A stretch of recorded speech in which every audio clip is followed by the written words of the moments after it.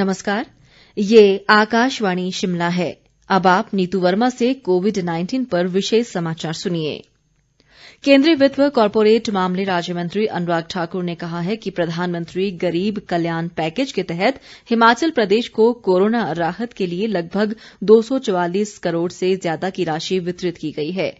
उन्होंने कहा कि आज पूरी दुनिया कोरोना वायरस की चपेट में है और इस वैश्विक आपदा से निपटने के लिए सभी देश युद्ध स्तर पर काम कर रहे हैं। इस आपदा को देखते हुए केंद्र सरकार अपने नागरिकों को स्वस्थ और सुरक्षित बनाए रखने के लिए सभी संभव उपाय कर रही है। इस आपदा के संकट को देखते हुए प्रधानमंत्री गरीब कल्याण पैकेज का गठन किया गया है, जिसके अंतर्गत गरीबों, मजदूरों, किसानों, विधवाओं व दिव्यांगजनों के लिए आर्थिक सहायता का प्रावधान किया गया है। पूरे देश में अब तक 39 करोड़ से ज्यादा लोगों को 34,800 करोड़ रुपए की आर्थिक सहायता प्रदान की गई है। प्रदेश सरकार के आग्रह पर केंद्र सरकार ने लॉकडाउन के कारण गोवा में फंसे प्रदेश के लोगों को वापस लाने के लिए गोवा के थिविम, मडगांव, करमाली से ऊना के लिए विशेष रेलगाड़ी चलाने के लिए सहमति दे दी है। मुख्यमंत्री जयराम ठाकुर ने यह जानकारी गोवा में फंसे प्रदेश के लोगों से वीडियो कॉन्फ्रेंसिंग के माध्यम से बातचीत करते हुए दी। उन्होंने बताया कि प्रदेश के लोगों को वापस लाने के लिए केंद्रीय रेल मंत्री पीयूष गोयल ने 13 व 14 मई को विशेष रेलगाड़ी चलाने के लिए सहमति प्रदान कर दी है। स्वास्थ्य मंत्रालय द्वारा जारी आंकड़ों के अनुसार देश में कोविड-19 के मामलों की संख्या बढ़कर 62,939 और मृतकों की संख्या 2,109 हो गई है। अब तक 17,847 लोग कोरोना संक्रमण से स्वस्थ हो चुके हैं। कांगड़ा जिला में एक और कोरोना पॉजिटिव केस आने के बाद कांगड़ा उपमंडल की तरखान खड्ड तथा शाहपुर उपमंडल की नेरटी पंचायत के वार्ड नंबर 6 को कंटेनमेंट जोन घोषित कर दिया गया है, जबकि ग्राम पंचायत सलोल, ततवानी और नरेटी पंचायत के अन्य सभी वार्डों को बफर जोन में रखा गया है।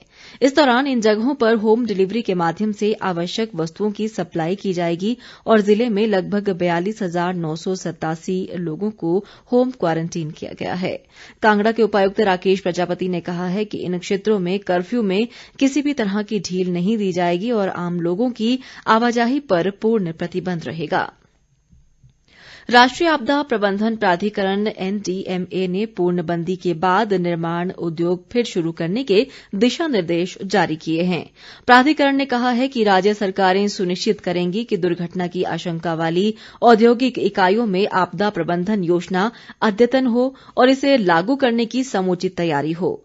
प्राधिकरण ने परामर्श दिया है कि जिले के संबंधित अधिकारी सुनिश्चित करेंगे कि इन औद्योगिक इकाइयों में स्थल आपदा प्रबंधन योजनाएं तैयार हों और इनमें कोविड-19 लॉकडाउन के बाद उद्योगों को सुरक्षित रूप से आरंभ किए जाने की मानक संचालन प्रक्रिया का पालन किया जा रहा हो।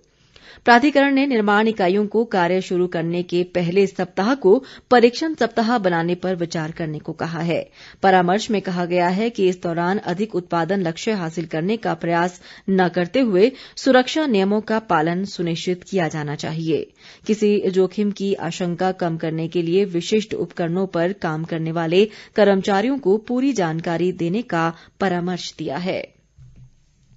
कोरोना संकट के बीच सिरमौर जिले में महिला व बाल विकास विभाग की राजगढ़ इकाई द्वारा क्षेत्र में आंगनबाड़ी केंद्रों के माध्यम से करीब 5,000 बच्चों और गर्भवती महिलाओं को 1 माह का संतुलित आहार उपलब्ध करवाया गया है। स्थानीय बाल विकास परियोजना अधिकारी के अनुसार आंगनबाड़ी कार्यकर्ताओं ने कोरोना योद्धा बनकर लोगों को मास्क पहनने, सामाजिक दूरी बनाए रखने सहित हाथ धोने के तरीकों के बारे में व्यावहारिक जानकारी देने में अहम भूमिका निभाई है। इसके अलावा बाहर से आए लोगों पर विशेष नजर रखने और उसकी सूचना प्रशासन को देने में भी बेहतरीन कार्य किया जा रहा है। चंबा के उपायुक्त विवेक भाटिया ने जिला मुख्यालय के मुख्य बाजार का आज औचक निरीक्षण किया। उन्होंने कहा कि लॉकडाउन के कारण दी गई छूट की अवधि में सामाजिक दूरी सहित अन्य नियमों का पालन करना जरूरी है। उपायुक्त ने कहा कि चंबा मुख्य बाजार में आने वाले दिनों में पुलिस चेक पोस्ट में जन सूचना प्रणाली विकसित करने पर भी विचार किया जा रहा है। इसी के साथ ये समाचार बुलेटिन समाप्त हुआ। हमारा अगला प्रादेशिक समाचार बुलेटिन आप सुन सकते हैं शाम 6 बजे।